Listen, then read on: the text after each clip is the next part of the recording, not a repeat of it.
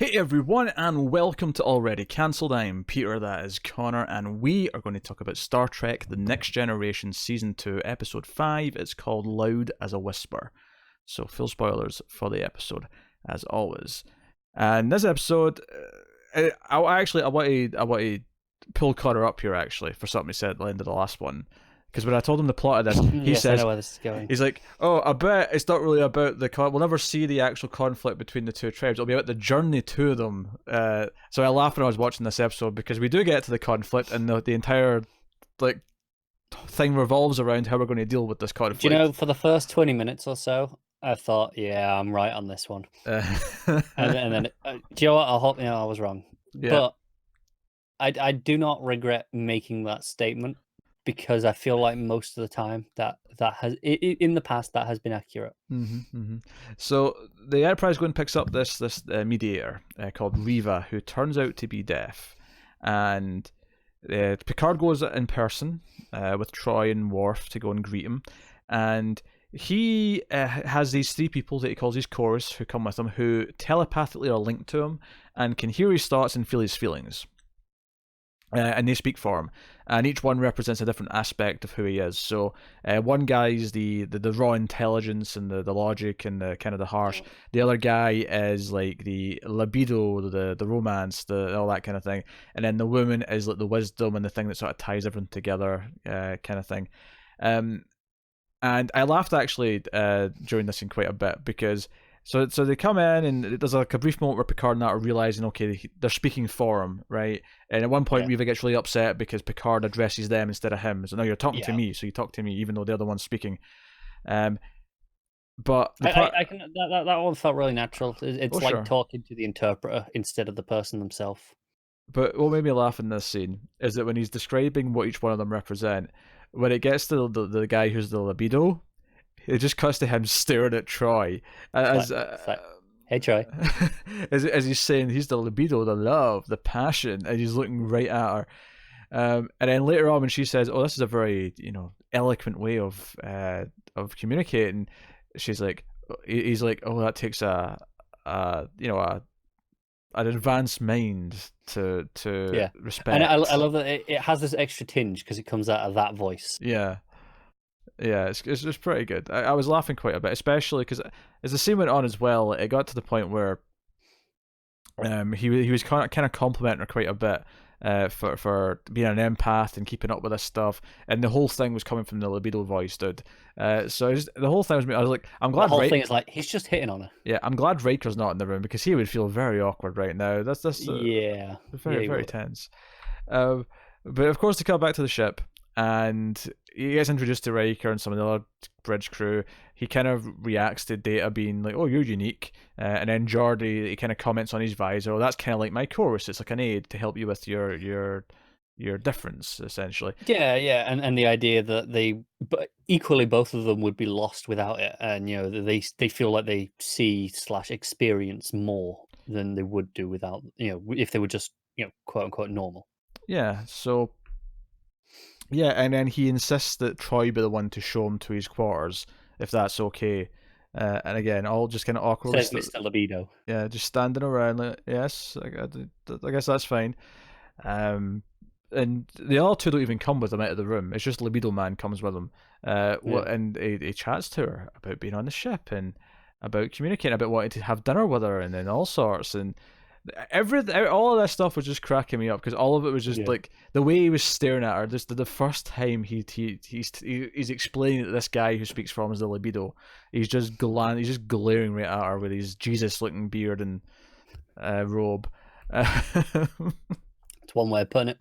That's the first 50 minutes of the episode. Is basically all these introductions and him going around the ship and it's enjoyable enough though. Oh yeah, it's fine. There's nothing wrong with it for sure.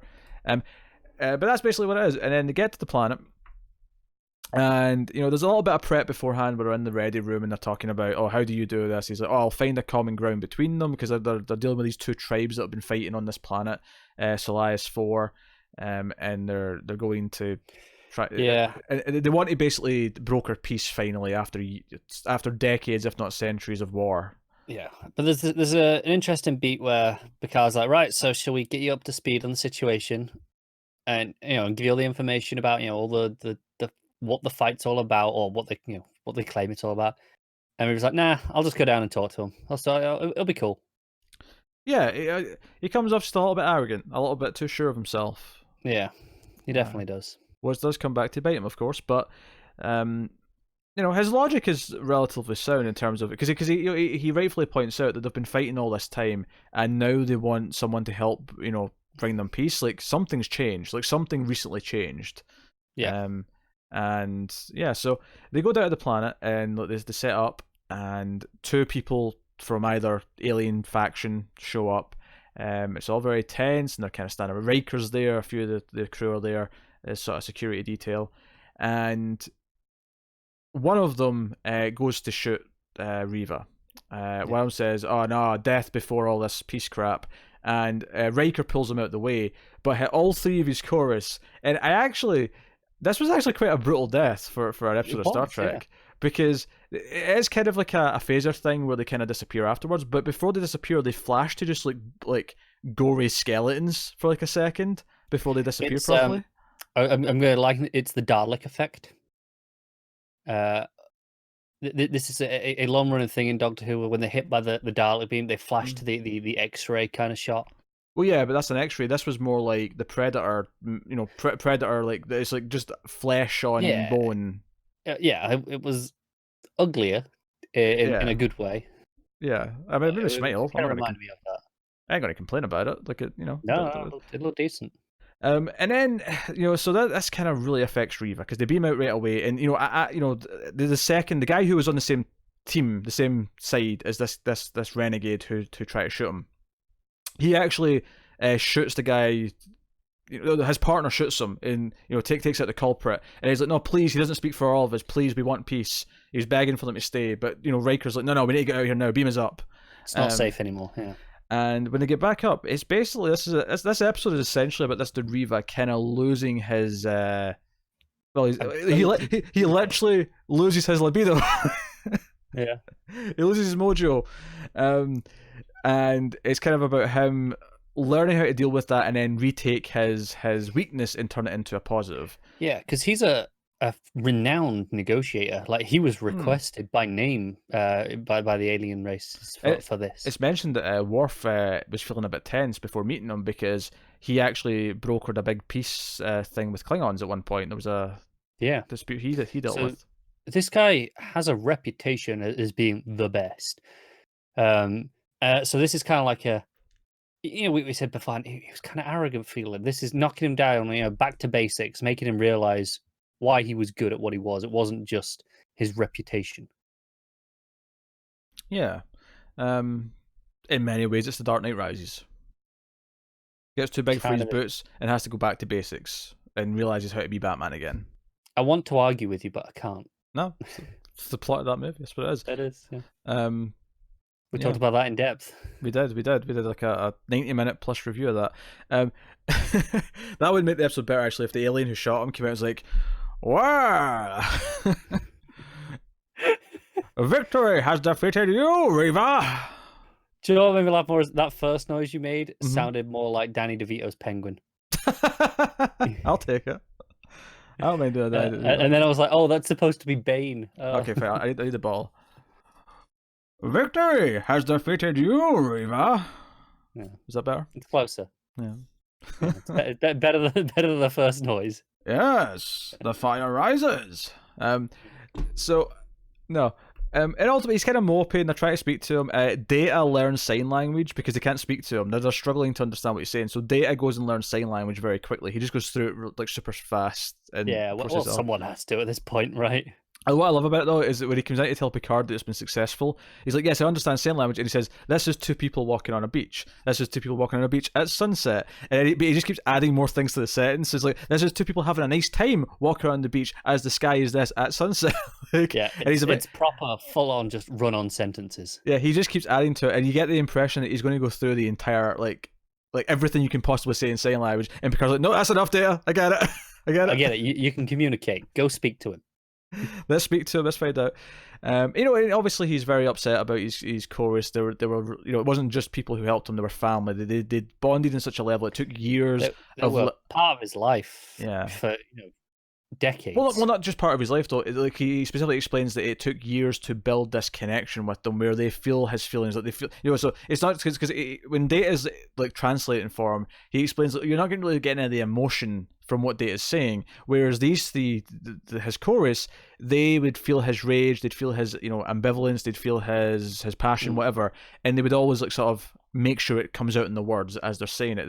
And it took a long time. And eventually, Troy's going to go down and try and mediate herself, using her empathy to try and help. But ultimately, she convinces him to like turn his, because as he says the trickiest part, the secret, is always to take a disadvantage and turn it into an advantage. And she says, well, why don't you do that as well with yourself?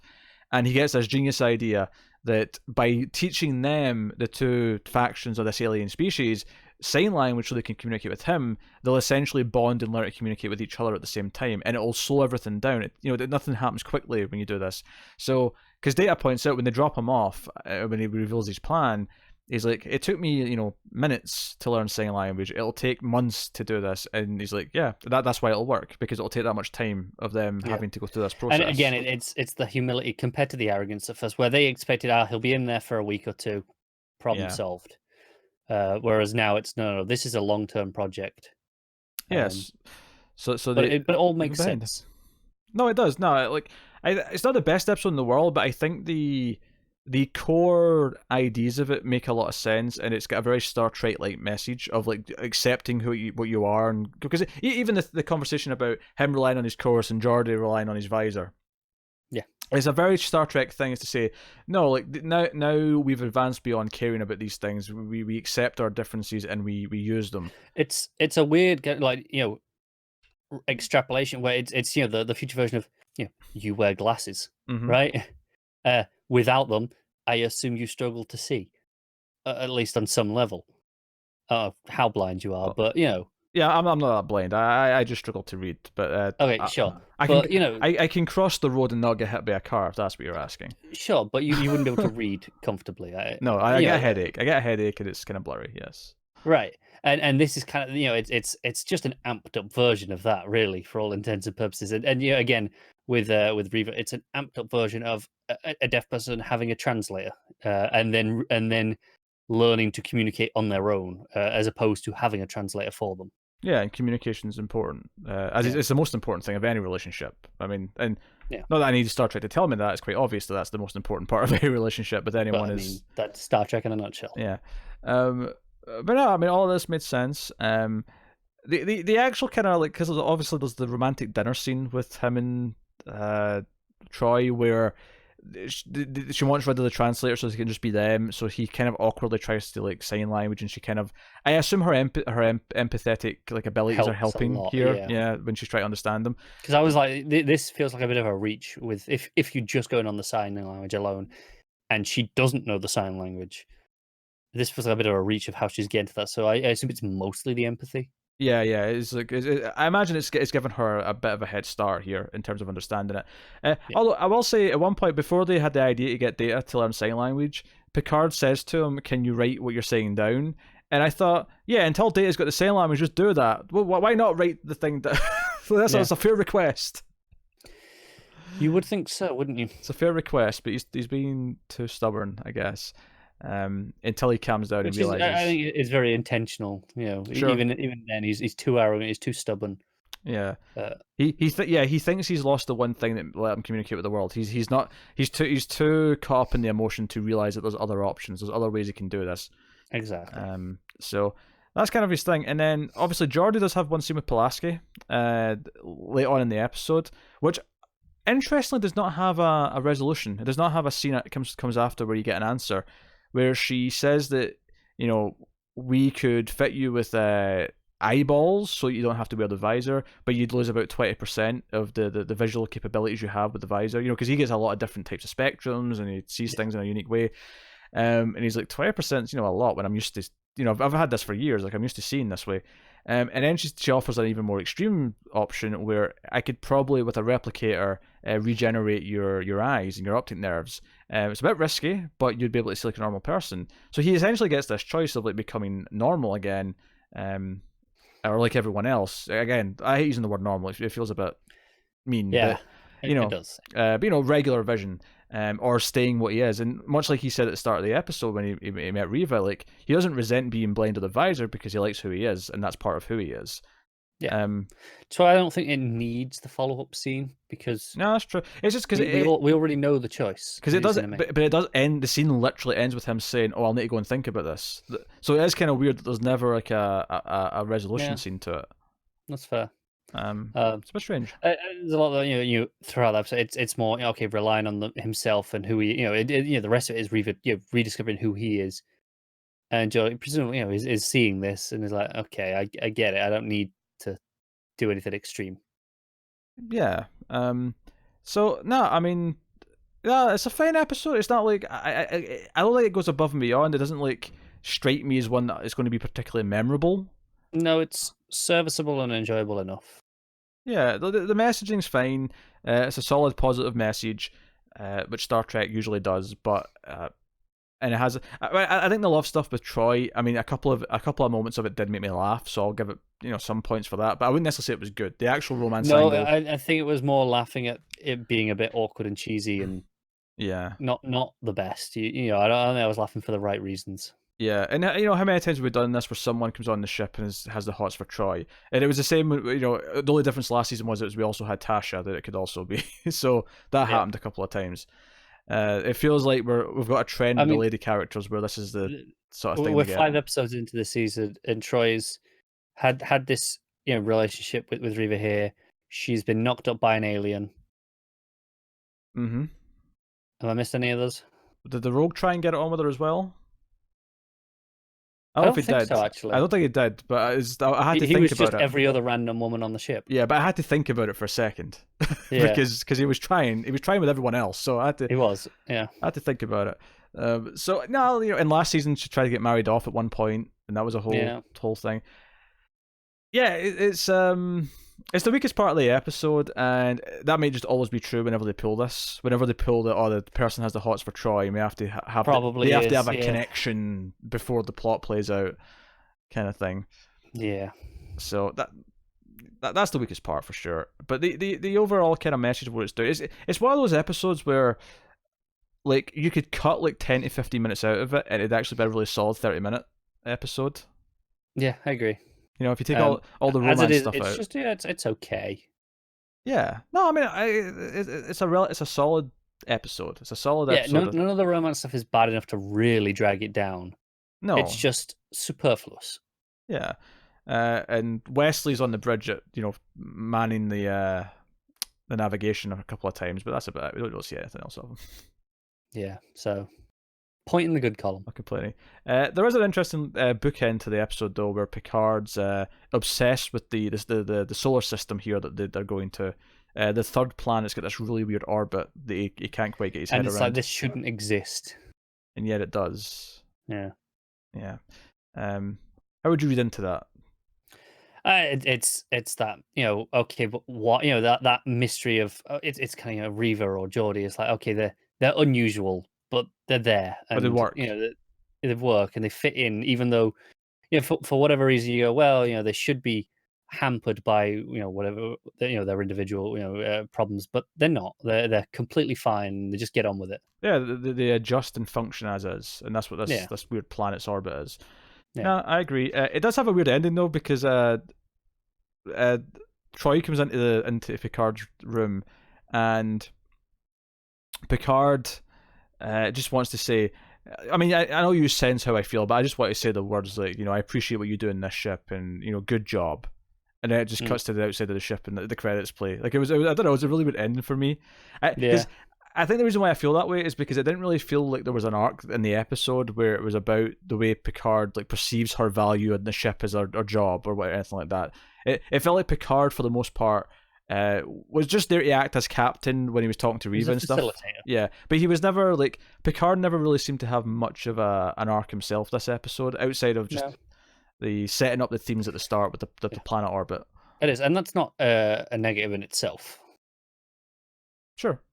No, he doesn't need to have an arc every Oh episode. no, of course, but no. I'm not saying that. I'm just saying the final scene plays like he did. The final scene plays. no, it does. Yeah. It's a strange choice. So that was a bit weird, and it felt weird as well that like we ended the episode with like we have to pat Troy in the back for her part and what she did.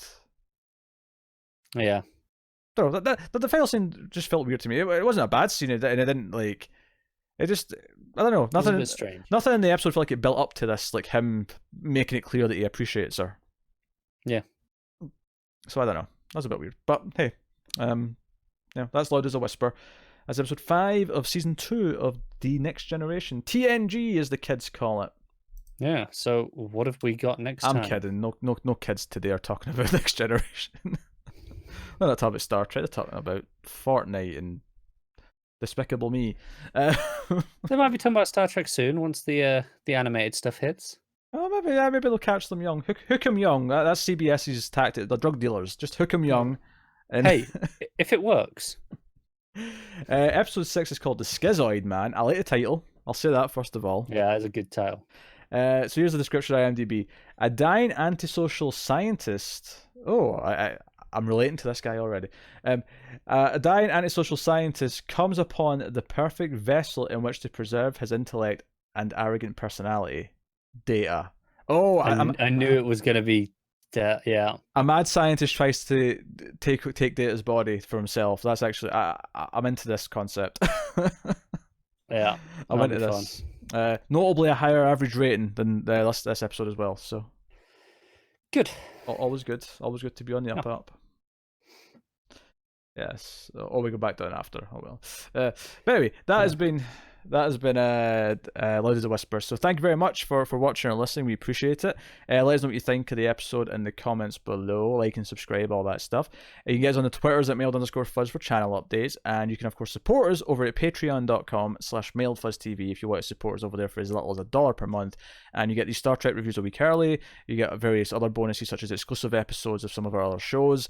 And, of course, at the higher tiers, you get other things as well, such as voting rights and sponsorships and things like that. So go and have a look and see if you want to do any of that. It helps keep the show coming and maintains all of our, schedule, I guess. So go and have a look, see.